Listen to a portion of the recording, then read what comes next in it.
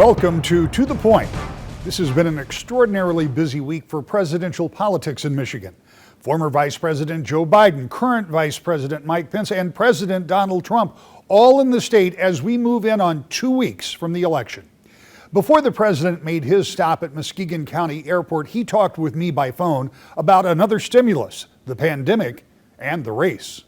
Mr. President, as you are on your way to Michigan, we know cases of COVID are rising in our state and others. Are you concerned that we could see a second wave of the disease that could cause more of a health threat and even close parts of the economy again?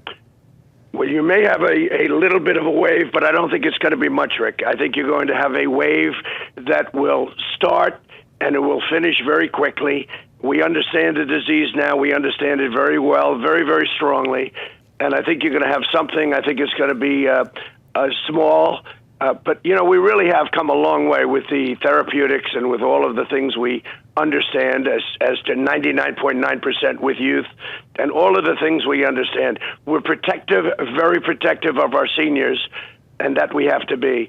But we've come so far with therapeutics, et cetera. It's been actually pretty amazing. One of the things that we continue to hear a lot about from Washington is a stimulus, and if one will be coming. I had a phone call just this morning from someone who said, can you ask somebody about the stimulus? And I said, as a matter of fact, I can. So, Mr. President, is there the potential that you, the Senate Republicans and House Democrats, can come to an agreement on another stimulus package for the American people? I think there is a chance. I think there's a chance it can happen. Nancy Pelosi does not want to do it. She thinks it's good for the election.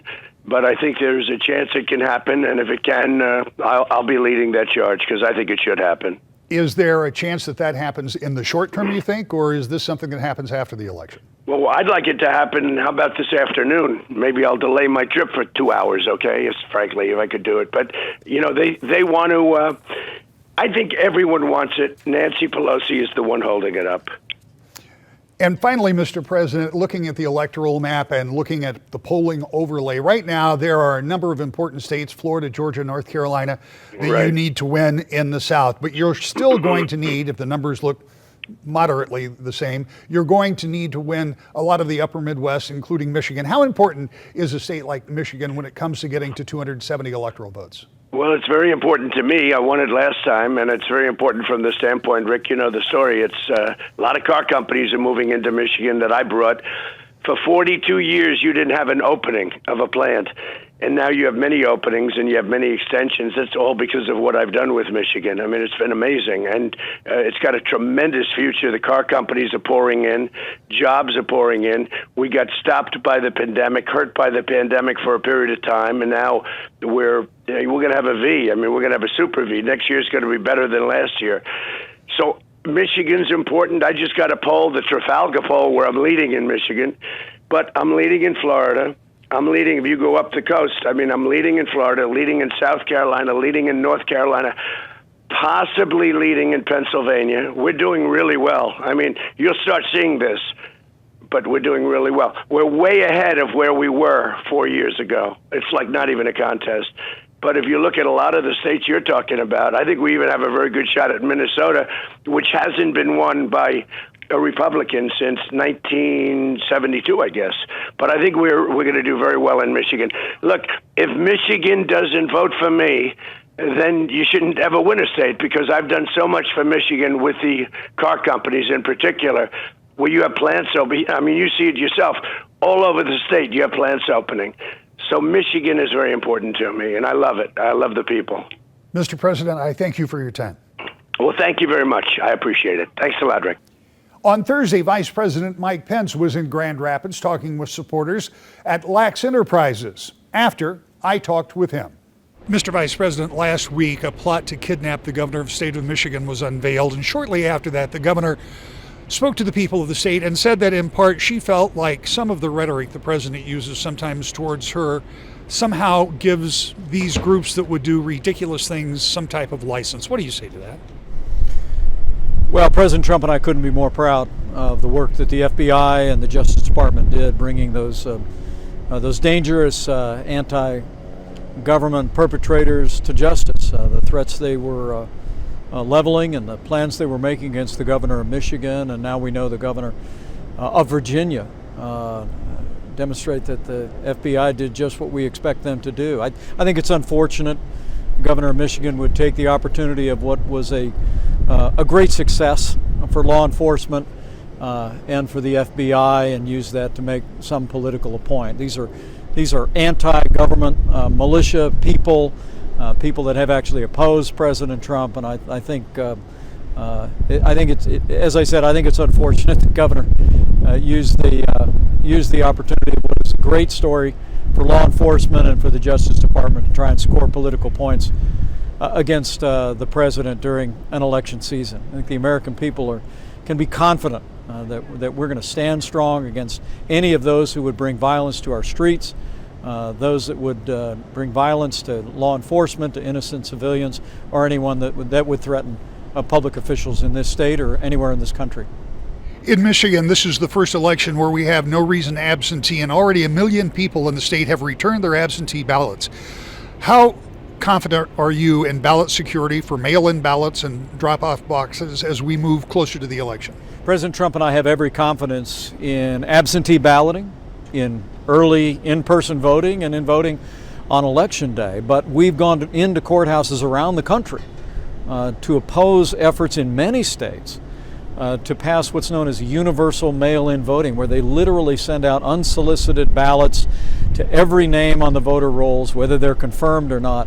And in many cases, Rick, they also pass legislation that allows what's called voter harvesting, which creates an opportunity for people to literally gather up ballots, and it creates a tremendous potential for fraud. And so the President and I are going to continue to go into courthouses. We've had many great successes already to protect the principle of one person, one vote.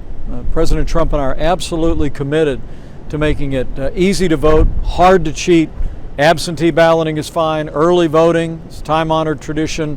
People can early vote here in Michigan, voting on Election Day.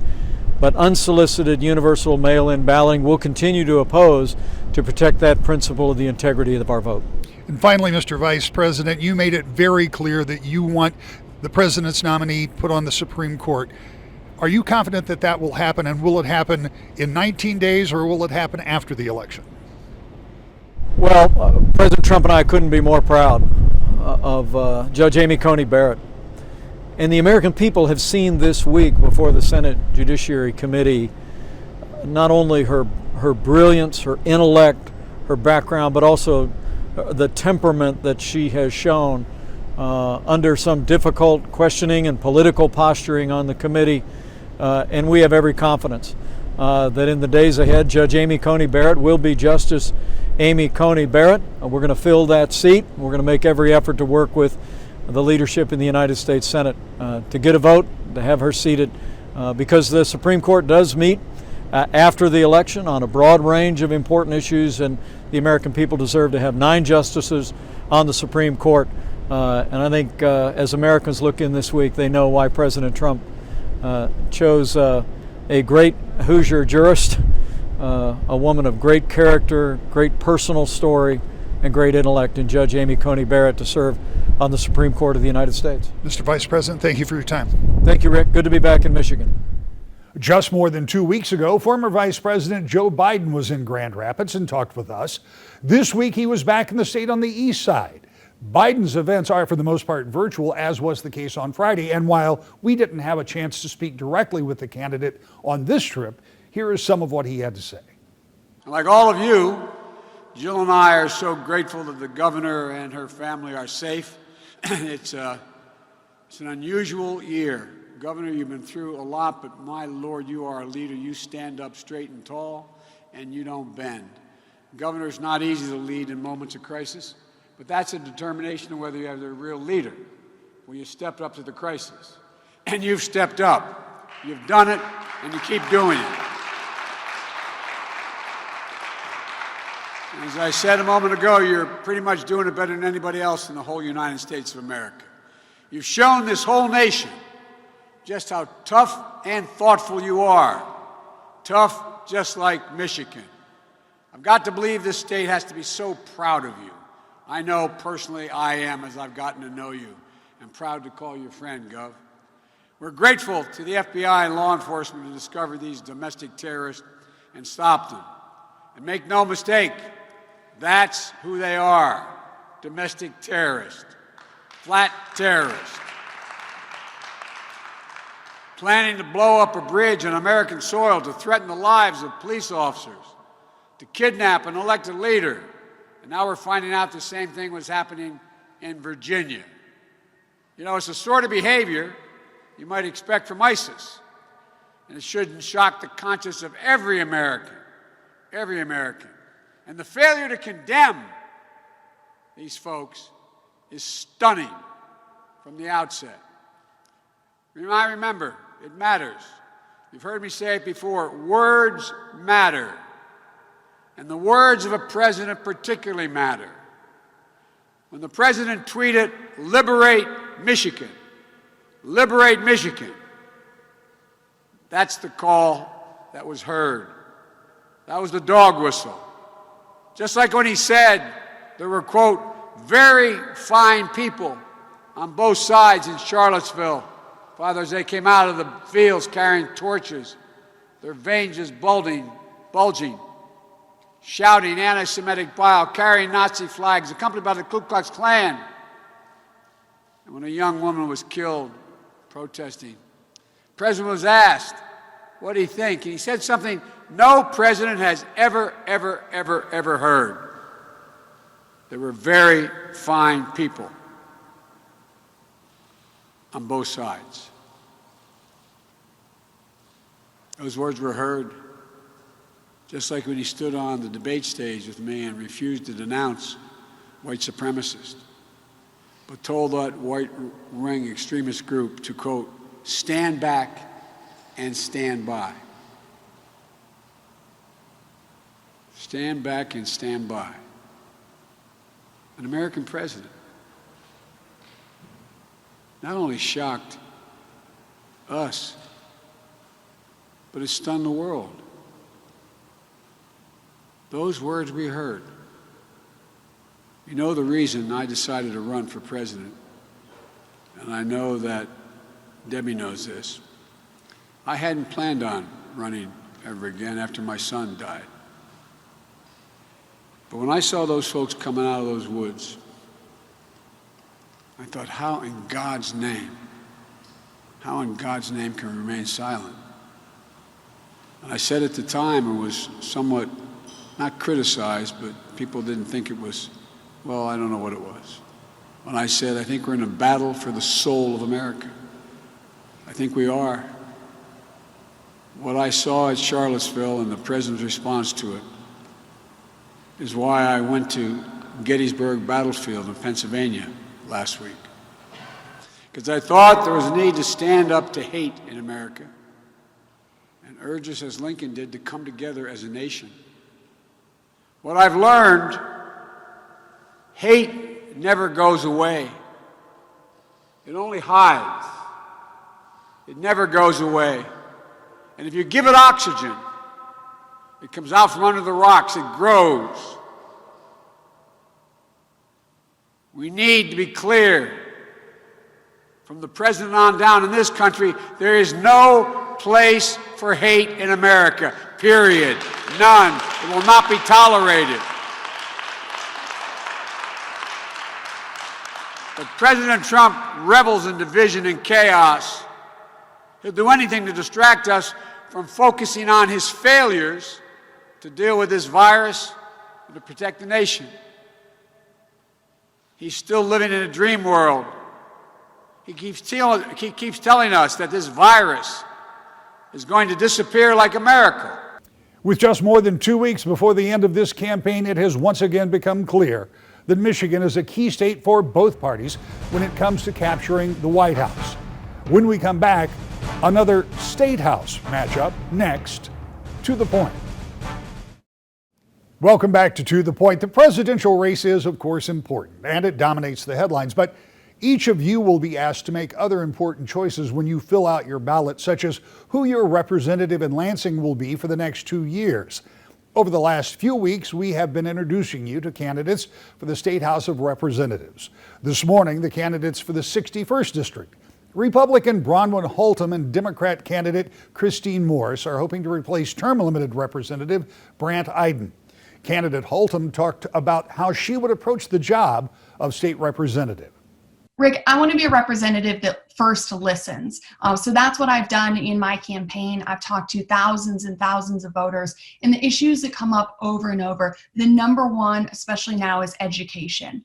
In the time of COVID, that is just such a issue that I hear from parents, from grandparents, from students alike. Education comes up a lot, jobs, healthcare, and then also internet access. We've got a lot of students here in our community that are trying to do virtual school, but it's from a hotspot and it's just not working for them, or maybe them and their siblings are sharing one hotspot. So education, jobs, healthcare, and then internet, those are the big issues I'm really hearing. Well, let's talk about education for a little bit, because that is a multifaceted question when people start talking about education. Obviously, education during the pandemic, and that's what a lot of people are dealing with now, whether it's in person or virtual. How do you get kids to school? What about daycare when kids can't go to school? I mean, there are a lot of big questions out there, but overall education continues in the state of Michigan to be an issue because it is always a subject of an argument when it comes to funding. And so when you think about being a state legislator, what is it that you would do to approach education funding and even some of the problems that exist right now with education during a pandemic? Right. Well, first, I want to say thank you to the incredible teachers in our community in Portage and Matawan and Vicksburg, Schoolcraft, and Ashimo as well. You guys are just incredible, and seeing the creativity that's being used on virtual classrooms, and then for some of the students that are in the classroom, you guys have just been incredible, and the support staff as well. I'm just so thankful for the heroes that we have, and it's our jobs. It's one thing to say you guys are heroes, but it's really our jobs to make sure that the funding is there to keep our schools moving forward. If we don't invest in education, we're going to regret it tomorrow, and we're going to regret it 30 years from now. So that's my first commitment. I will work to protect education funding, make sure that our teachers are being paid the salaries that they deserve and they earn, and protecting those pensions as well. So, there are going to be tough cuts to the budget, but I've told everyone that's my promise. We start with education. We cannot compromise on that. I will not compromise on that. We've got to protect that education funding, both K through 12. And then for me, I went to Kalamazoo Valley Community College. It was such an incredible resource for me. And it's so great for our community. So also making sure that our colleges and universities, both the 4-year and the 2-year like KVCC, remain a priority in our community. When you think about education funding going into 2022, which is the first budget that you would deal with if you're successful in being elected, that's going to be a big hill, because there's going to be a big shortfall because of all the tax revenue that has been lost during the pandemic, not to mention the additional expenditures during the pandemic. We know this last budget that's being put together for 2021 is going to come together primarily because there were more revenues than expected, and there was federal money there. That may not be there for 2022. So how do you hold schools harmless and still get a balanced budget? Right. It goes back to what your priorities are. My number one is education. So there are going to be tough cuts to the budget, but I will not allow that to be on education. We just cannot do that, and we're going to end up paying for it down the road. I'm willing to work with both parties on other areas of the budget, but education is just not something I'm willing to compromise on. We're going to have to work together to protect that great equalizer, and then also focusing on a big issue like universal internet access to make sure that all of our students have access to quality public education. Candidate Morse shared her background and motivation for running as well. Well, let's start with the very basics. Let's talk about running for office. That's a big step. And now that you have made that step, getting ready for the general, let's talk a little bit about who you are, what you've done in your professional life, and then we'll get to why you decided to run for office. Okay. Well, again, thanks so much for having me on this morning. I am a Michigan native, was born and raised in Tecumseh, Michigan. Come from a Ford family, a long line on both sides of the family. My dad's biggest dream was for all of his daughters to go to college. So we are all first generation college students. after going to public schools in Tecumseh, I went to Michigan State where I met my husband and on to Wayne State for law. After that, my husband, Kevin, went active duty with the Navy. So we lived on both coasts, Okinawa, Japan, and north side of Chicago before settling here in Kalamazoo in 2010. Shortly after that, I was diagnosed with breast cancer, which first case in my family came as a shock at the age of 38. So went through a year of treatment, started a co-survivor started an organization called the Pink Owl Project, which was the intention was to increase awareness that young women actually do get breast cancer and they need to make sure that they are their own best advocates. And then in 2018, I ran for county commissioner of my district, District 9 here in Kalamazoo County. Won that seat, and so I've been serving since 2019 as a county commissioner. Well, with that kind of background, particularly when you talk about a couple of very specific issues with cancer and with serving in public policy position in Kalamazoo County, those are two things that if you're successful in November, you may have to call upon, because both healthcare, particularly as it pertains largely to the pandemic that continues, and trying to deal with the stresses of budgeting that are going to go at the state level as you've experienced at the county level. First, let's talk a little bit about healthcare in general, because healthcare is a hot button issue well before COVID-19. But with this pandemic, it seems to be more of a focal point about how people can access healthcare, how they can find better resources for healthcare. What role does the government have in helping people navigate what is, I think, an understatement to say, a complicated system?